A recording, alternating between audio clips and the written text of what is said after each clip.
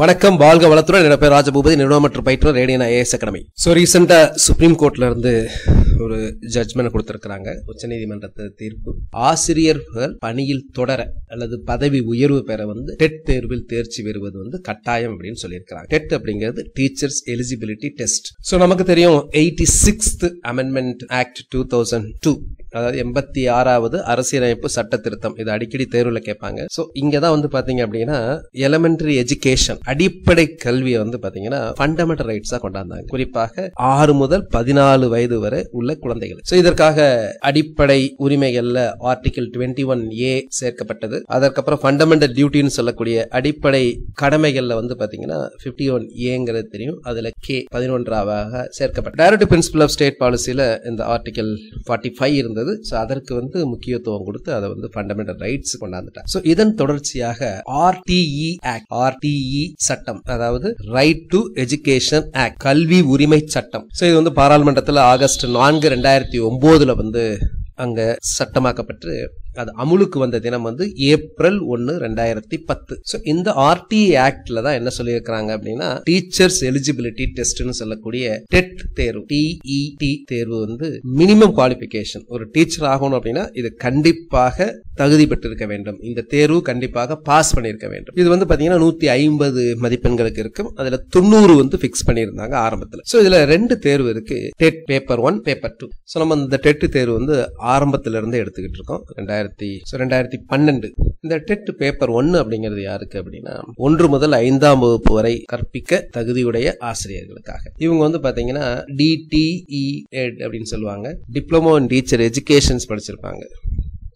+2 முடிச்ச உடனே இவங்க தேர்வுல பாத்தீங்கன்னா எல்லா பாடமுமே வரும். கணிதமும் வரும், அறிவியலும் வரும், சோசியல் எல்லாமே வரும். நார்மலா 1ஆவதுல இருந்து 5ஆவது வரைக்கும் எடுக்கிறாங்க. ஆனா அந்த கேள்வி தரம் அது பாத்தீங்கன்னா 10ஆவது வரைக்கும் இருக்கிற மாதிரி கேள்வி தரம் இருக்கு அந்த தேர்வுல. இவர்களுக்கு பேரு இடைநிலை ஆசிரியர் அப்படின்னு சொல்லுவாங்க. இப்ப கூட ரீசெண்டா ஒரு 2346 பேரை எடுத்து வச்சிருக்காங்க. இந்த 2346 பேர் மேல ஏதாவது குற்ற வழக்குகள் இருக்கிறதா அப்படிங்கறத ஆராய்ச்சிக்கிட்டு இருக்காங்க. அடுத்து டெட் பேப்பர் 2, இது பட்டதாரி ஆசிரியர்கள். இதுல பாத்தீங்கன்னா இவங்க ஏதாவது ஒரு பட்டப்படிப்பு படிச்சிருக்கணும்.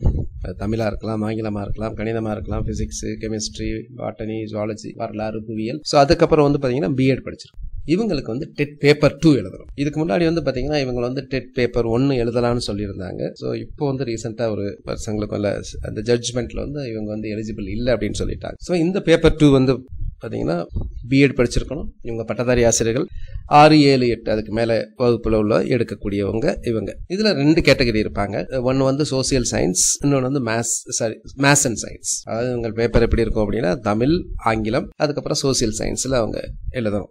இன்னொருத்தவங்க தமிழ், ஆங்கிலம், அதற்கப்புறம் மேத்ஸ் அண்ட் சயின்ஸ், கணக்கு மற்றும் அறிவியல்ல தேர்வு எழுத வேண்டி வரும். 2 பேருக்கு எஜுகேஷனல் சைக்காலஜி பொதுவாக இருக்கு. இப்போ ஒருத்தர் இடைநிலை ஆசிரியரா இருக்காரு, தொடக்கப்பள்ளி. அவர் தொடக்கப்பள்ளியில தலைமை ஆசிரியரா ஆகணும். ப்ரொமோஷனுக்கு கண்டிப்பாக அந்த டெட் எக்ஸாமினேஷன் பேப்பர் 1 கட்டாயம் தேர்ச்சி பெற்றிருக்க வேண்டும். அதே இடைநிலை ஆசிரியர் பட்டதாரி ஆசிரியராக ப்ரொமோஷன் கொடுப்பாங்க. அப்போ பாத்தீங்கன்னா அவர் டெட் 2 பாஸ் பண்ணிரு. அதே மாதிரி ஒரு பட்டதாரி ஆசிரியர் அவர் தலைமை ஆசிரியர் ஆகணும் அப்படின்னா டெட் 2 பாஸ் பண்ணிருக்கணும். இடையில அந்த பிளாக் ரிசர்ச் BRT அப்படின்னு எடுத்திருந்தாங்க. அவங்க BT அசிஸ்டன்ட் ஆகணும்னாலும் டெட் பேப்பர் 2 பாஸ் பண்ணிருக்கணும். இப்போ ஆரம்பத்துல தமிழ்நாட்டில் நீங்க பாத்தீங்கன்னா அந்த வெறும் TET examination, TET paper 1, paper 2 இதை மட்டுமே வச்சுதான் வேலைக்கு எடுத்தாங்க. பேப்பர் 1 முடிச்சவங்க பாத்தீங்கன்னா ஆரம்ப கல்வி, எலிமெண்டரி ஸ்கூல். பேப்பர் 2ல குவாலிஃபை ஆனவங்க அப்ப 90 வச்சிருந்தாங்க. அதுக்கப்புறம் வெயிட்டேஜ் இதெல்லாம் மாத்தினாங்க. அதுக்கப்புறம் பாத்தீங்கன்னா கடந்த 10 வருடங்களுக்கு மேலாக பாத்தீங்கன்னா போஸ்டே போடாம நிறைய தற்காலிக ஆசிரியர்கள் நியமனம் பண்ணாங்க.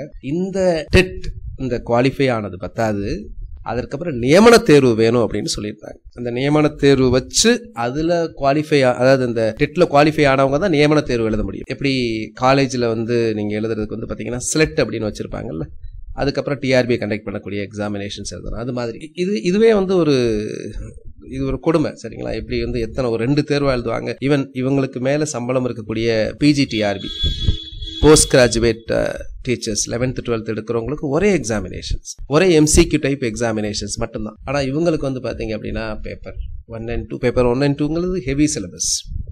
அதுக்கப்புறம் நியமன தேர்வு அவங்க சப்ஜெக்ட்ல இருக்கிறதே எழுதணும்னு சொன்னாங்க. அதுவும் எடுத்து பாத்தீங்கன்னா இன்னும் ரொம்ப டிலே பண்ணி தான் இன்னும் போஸ்டிங் போடாமே வச்சிருக்காங்க. இப்போ இதை பத்தி எல்லாருமே பேச ஆரம்பிச்சிருக்கிறாங்க. இது வேற கிட்டத்தட்ட 1 லட்சத்திற்கு மேல தமிழ்நாட்டில் மட்டுமே இதனால் பாதிக்கப்பட போறேன்னு சொல்லியிருக்காங்க. வெறும் பதவி உயர்வுக்கு மட்டும் கிடையாது, அந்த பணியில் தொடர்வதற்கே 2 வருடத்துல நீங்க டெட் தேர்வு குவாலிஃபை ஆகணும் அப்படின்னு சொல்றாங்க.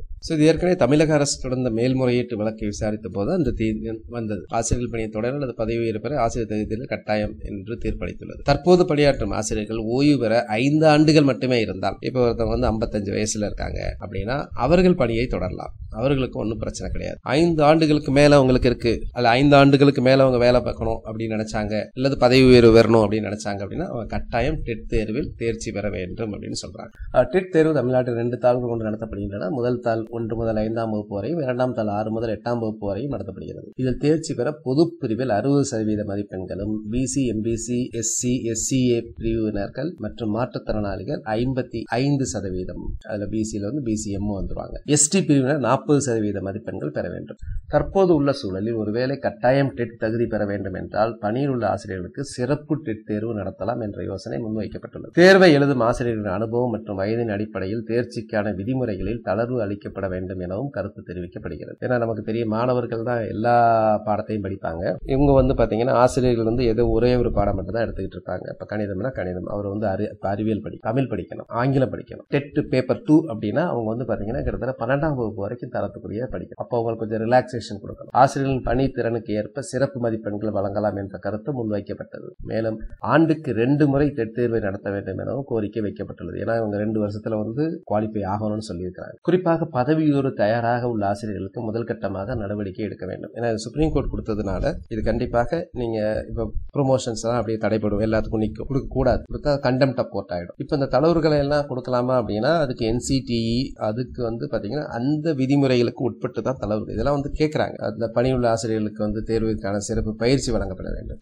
கண்டிப்பா அதை பாத்தீங்க அப்படின்னா இப்போ இருக்கக்கூடிய ஆசிரியர்களுக்கு எல்லாமே கண்டிப்பாக ஒரு மன உளைச்சலை ஏற்படுத்துவதாக இருக்க வேண்டும். அப்ப மன உளைச்சல்கள், ஆசிரியர்கள் மனநிலை பாதிக்கப்பட்டால் அவர்கள் எப்படி வகுப்பு எடுப்பாங்க? வகுப்பு எடுக்கிற நேரத்துல எல்லாம் பாத்தீங்க அப்படின்னா அவங்க இவங்க சப்ஜெக்டை படிக்கவங்க வேற இதுக்கு ப்ரிப்பரேஷன்ஸ் அப்படிங்கும் போது அவங்களுக்கு இதுல கொஞ்சம் இருக்கக்கூடிய அந்த நாட்டம் கொஞ்சம் குறையலாம். இதனால அல்டிமேட்டா பாதிக்கப்படக்கூடியது மாணவர்களின் கல்வியையும் இது பாதிக்கும். எனவே தற்காலத்திற்கான தேவைகளை ஏற்ப அரசு, பெற்றோர்கள், கல்வியாளர்கள், நிபுணர்களிடம் கருத்து கேட்கப்பட்டு முடிவெடுக்க வேண்டும் என்பதே பலரின் எதிர்பார்ப்பாக உள்ளது. ஃபர்ஸ்ட் டைம் இந்த சேனலை பார்க்குறவங்க சப்ஸ்கிரைப் பண்ணுங்க, உங்களுடைய நண்பர்களுக்கும் இதை பகிர்வோம். நிறைய யூஸ்ஃபுல்லான வீடியோஸ் இருக்கு, பாருங்க.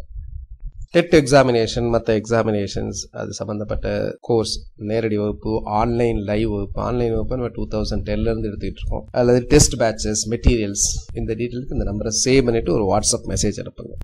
நன்றி.